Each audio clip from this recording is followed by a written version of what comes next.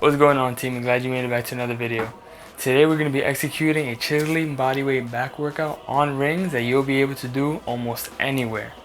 So once you've warmed up, let's get started.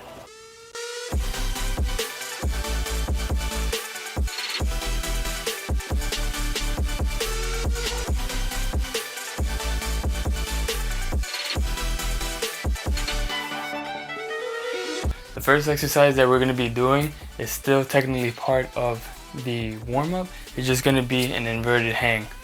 So you're going to get under your rings. Make sure you have a good grip. Try to have nothing in your pocket. And just pick your legs up and pull yourself up. So now the versatility of the rings is that you'll be allowed to have your body in between your hands. From here, you can even do some shrugs, warm up the shoulders a little more, and gravity is gonna automatically place you and your shoulders in a depressed state. So that's gonna be good practice for you there, and it's also gonna make sure you maintain shoulders in a lower position. So you'll be able to have your shoulders down instead of shrugged up into your ears, and that's just pretty much a good way to warm up and make sure you always keep that retraction and depression in your shoulders. So the next exercise we're going to be doing is a pull-up.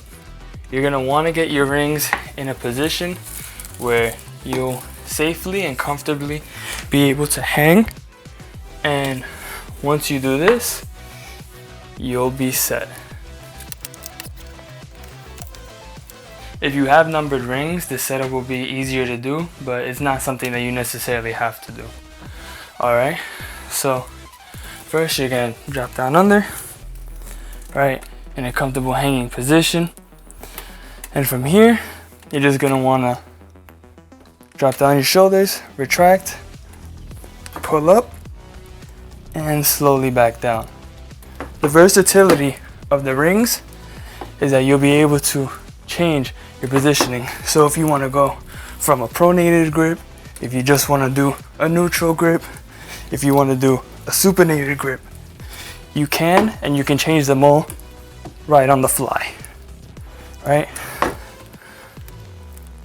So depending on which grip is best for you or which grip you want to train that day, you also have the versatility to be able to do 1, 2, 3, or mix in between the 3. So that's always great. The next exercise we're going to be doing is a body weight row.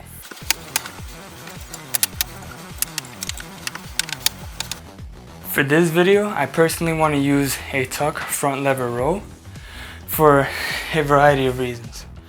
So one big reason I want to use it is because now with the versatility of the rings, unlike when doing this movement on the bars, you don't have an obstruction in the center which will block you from completing and getting full range of motion.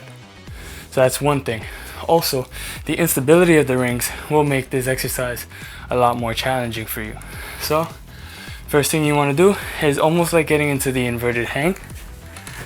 You want to start from bottom, or you can start from an elevated position, but for right now we'll start at the bottom. Tuck our body all the way inside, keep our arms locked, and pull up just like this. So I'm able to get all the way up and not worry that anything is in my way.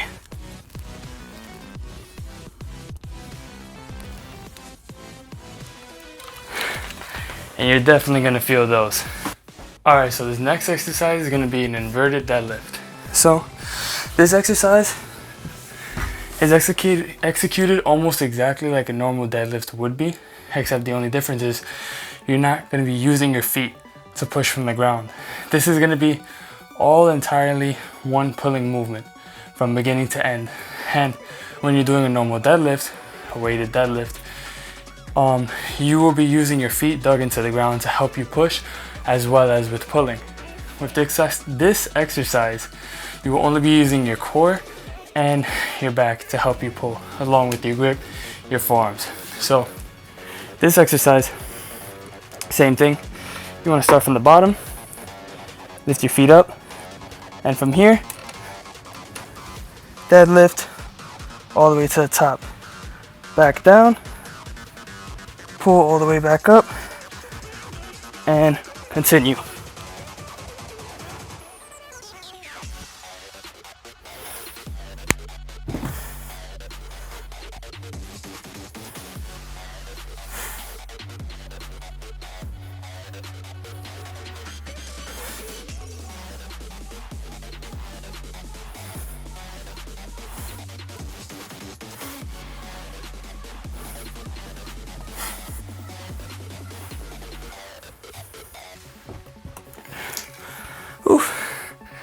That was fun.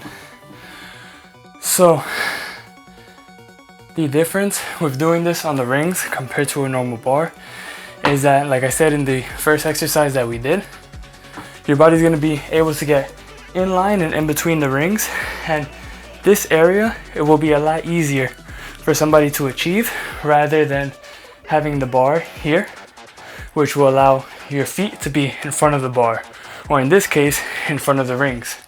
Having your body in front in this space is also a lot more difficult to achieve and hold in that position. So because this exercise makes it a little more difficult to do, it is better to try to get inside this middle position, and it'll be easier for you. Of course, you can do this on parallel bars, which will make getting into this middle position easier for you. And doing this on the rings does add that added extra instability. So it's also going to be able to challenge your entire core and try to make you work to get as stable as possible.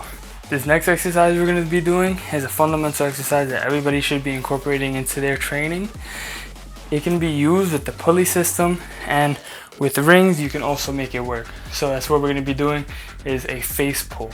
So with the face pull, you want to get yourself back into a retracted position from here, pulling up, trying to use just your back to pull yourself forward, and then come down, pulling the bar path where your hands are to your face, and back down. This is going to focus on retraction. It's going to work on focusing on your shoulder blades and your rotator cuff. This is a very important exercise to add to everybody's training. You can always change the difficulty of this exercise if it's too hard for you by making it harder, bringing the rings down closer to the floor, or making it easier for you by bringing the rings higher to the ceiling. So those are the face pulls. And the last exercise that we're going to be doing is a transverse row, what I like to call it. So it's going to be a row with a twist. So how we're going to want to execute this rowing movement is going to be a row with a twist. So I like to use one ring at a time, and what we'll do from here is we'll grab ourselves 30 in the middle, right? We row with one arm, and then when we come back, we twist backwards. Twist, row inside, back down, row. Twist, row in, back down, twist, twist forward, row in, and finish. And of course, if you do this exercise with one arm or one side, you want to do it on the other side as well. So it will look exactly the same, just on the opposite. So from here, pull yourself in, bring it back, twist, twist, row, and in a more fluid motion, just like this.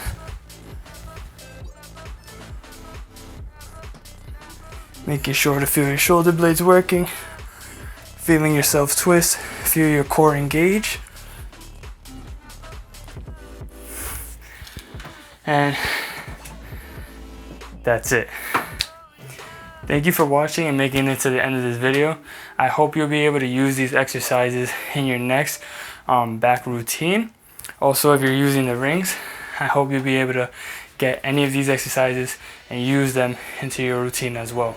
Keep in mind that these exercises were structured purposely, including one overhead pulling movement, one below pulling movement, a horizontal pulling movement, and a twisting movement.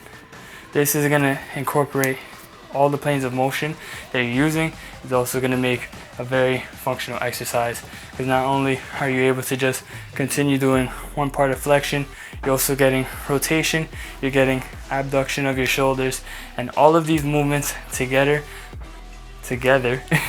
will be helping you get a nice chiseled back and a functional chiseled back. Because there's no point in having huge body and not being able to functionally move it. So you want to be able to loosely and freely and effectively be able to move. If you want more ring videos, let me know. And if you have a pair of rings but you never really bothered to use them or haven't used them in a while because it's always tricky to set them up, or you just don't know how to set them up properly, make sure to check out that video right down there. A video I made to help people who always have trouble setting up the rings. And honestly, it was personally a video that I made for myself as well, to make sure that I always make sure that I set up my rings properly. So again, thank you for watching this video. If you like the video, please make sure to hit that like button, hit the subscribe button, and hit that notification bell so you can get a notification every time we do upload a new video to this channel. Statistics say that 80% of the people who are watching the videos on this channel aren't subscribed to the channel. So if you aren't subscribed to the channel and you know you're not subscribed to the channel, please hit that button, because it will do very good things for us here, and it will be able to allow us to upload more videos to the channel. So thank you for watching. When you're hitting this workout, please make sure to squeeze, breathe, and believe through every exercise that you do. You need to be able to squeeze those muscles to make sure they're working properly. You need to breathe through the exercise, that way you don't pass out. And you most importantly have to believe in yourself, because if you do not believe in yourself, you will not be able to do anything that you know you can, that I know you can, and that everyone around you who does love you and who doesn't love you also knows that you can. So thank you for watching this video, and I'll be happy, more than happy, to see you in the next one. Peace. Come on.